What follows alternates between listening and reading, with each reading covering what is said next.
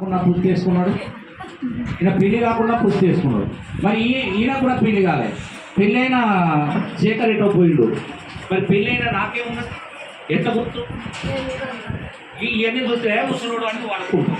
మరి ఈయన ముసలోడు అని ఎక్కడ అనుకుంటావు? పెళ్ళి అయినట్టు గుర్తేది. మరి పెళ్ళి అయినట్టుగా మీ మెడలలో దండలన్నీ ఉన్నాయండి. మరి మొగోనికి ఎందుకు లేదు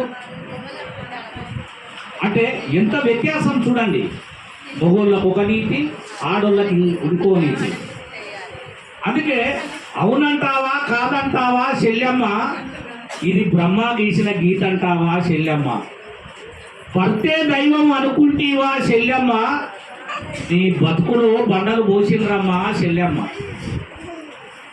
రాముణ్ణి దేవుడు అనుకుంటేవి చెల్లెమ్మ, సీతను అడవుల పాలు చేసిండు. ఉన్నదా లేదా ఈ పాట? అందుకని ఈ సమాజంలో అనేక రకాల అసమానతలు, రుగ్మతలన్నీ ఈ సమాజంలో ఉంటా ఉన్నాయి. కాబట్టి ఈ రుగ్మతలకు వ్యతిరేకంగా మనం ఉద్యమించాల్సినటువంటి అవసరం ఉన్నదా లేదా? పోరాటం చేయాల్సినటువంటి అవసరం ఉన్నదా లేదా? నువ్వు భలే చెప్తానవన్నా, ఆయన పని ఆయనది, నా పని నా, ఆడోళ్ళ పని ఆడోళ్ళే చేయాలి, మొగోళ్ళ పని మొగోళ్ళే చేయాలంటే చెయ్యి, నిన్ను ఎవరు వద్దన్నారు. అని తేడా వచ్చినప్పుడు, వ్యత్యాసం వచ్చినప్పుడు, వివక్షత వచ్చినప్పుడు, ఉద్యమించాల్సినటువంటి టైం వచ్చినప్పుడు భర్తల మీద ఉద్యమించమని నేను చెప్తానే. ప్రభుత్వం రాజ్యాంగ పరంగా మనకు రావాల్సినటువంటి హక్కులు కల్పించని కాడ నువ్వు ఉద్యమించు. ఎందుకు నేను ఇవన్నీ చెప్తానంటే, బాల్య వివాహాలు జరిగినాయి. మొగోడికి 40 సంవత్సరాలు, అమ్మాయికి 10 సంవత్సరాలు అమ్మాయిని తీసి పెళ్లి చేసిండ్రే. దానికి ఏ పేరు పెట్టిండ్రంటే కన్యాశుల్కం అని పేరు పెట్టిండ్రు. 10 సంవత్సరాల అమ్మాయిని 40 సంవత్సరాల మొగోడికి ఇచ్చి పెళ్లి చేసి దానికి కన్యాశుల్కం అని పేరు పెట్టిండ్రు. ఆడోళ్ళ కట్టం ఇచ్చిండ్రు. అది మారిపోయి ఇప్పుడు అంగట్లో బేరాలు అవుతున్నాయి. ఈ పొల్లేక ఎంత 10 లక్షల 20 లక్షల ఆడ నిలబెట్టి ఇక బేరం చేస్తాడు.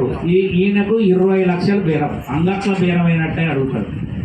అలా బేరం ఏంటంటే, ఆ ఇచ్చే అటువంటి కట్నం డబ్బులు, నువ్వు ఇచ్చే అటువంటి భరణాలు, నువ్వు ఇచ్చే అటువంటి బంగారము ఫోటోలలో ఉండొద్దు, తర్వాత వీడియోలలో పడొద్దు సుమా అని ఇన్స్ట్రక్షన్ పెడతాను. నిజమా కదా?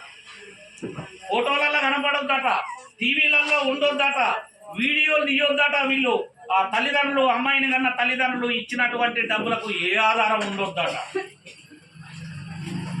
పెళ్లి చేసి నువ్వే అంగట్లో పశువును కొన్నట్టు, మేకపోతును కొన్నట్టు, ఎద్దును కొన్నట్టు, కోళ్ళేగను కొన్నట్టు నువ్వు డబ్బులు పెట్టి వాడిని కొని వాడింటికి పోయి కాపురం చేయాల్సినటువంటి దౌర్భాగ్య పరిస్థితి వచ్చింది. కానీ వాడిని తీసుకొచ్చి నీ ఇంటికాడ కాపురం చేసిన ఏ ఒక్క రోజు కూడా మహిళకు కలగలే.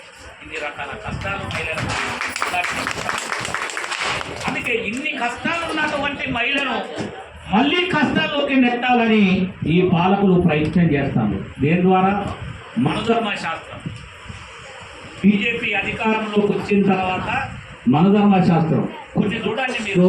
ఇవే ఏ విధంగా ఉంటాయంటే, శ్రీరామచంద్రుడు సీతనాడు దూరిన తర్వాత ఆ రాజ్యంలో మొత్తం కరువు కాటకాలు వస్తే అయ్యగారులందరూ కానీ శ్రీరామచంద్రుడు వాళ్ళందరూ కూర్చుంటే, సీత లేకుండా పూజ ఎట్లా చేయాలి, యాగాలు యజ్ఞాలు ఎట్లా చేయాలనే ప్రశ్న ముందుకు వస్తే, అప్పుడు వాళ్ళు ఋషులు చెప్పినటువంటి మాట ఏంది? సీతాదేవికి నిలువెత్తు బంగారంతో విగ్రహాన్ని చేసి నీ పక్కన పెట్టుకొని నువ్వు యాగాలు యజ్ఞాలు చేయొచ్చు అని అన్నరా లేదా? అంటే శ్రీరామచంద్రుడు ఏం చేసిండు? నిలువెత్తు బంగారం విగ్రహాన్ని చేసి యాగాలు యజ్ఞాలు అక్కడ చేసిండా లేదా?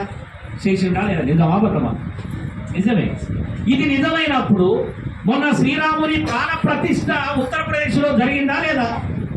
శ్రీరాముని ప్రాణ ప్రతిష్ఠ ఉత్తరప్రదేశ్లో జరిగితే భార్య ఉండి తీసుకురానటువంటి మోడీ అక్కడ ఎట్లా చేసిండు యాగాలు యజ్ఞాలు? ఇది కదా మనం గమనించాల్సింది. మోడీకి భార్య ఉంటే ఆయన భార్యను తీసుకొచ్చి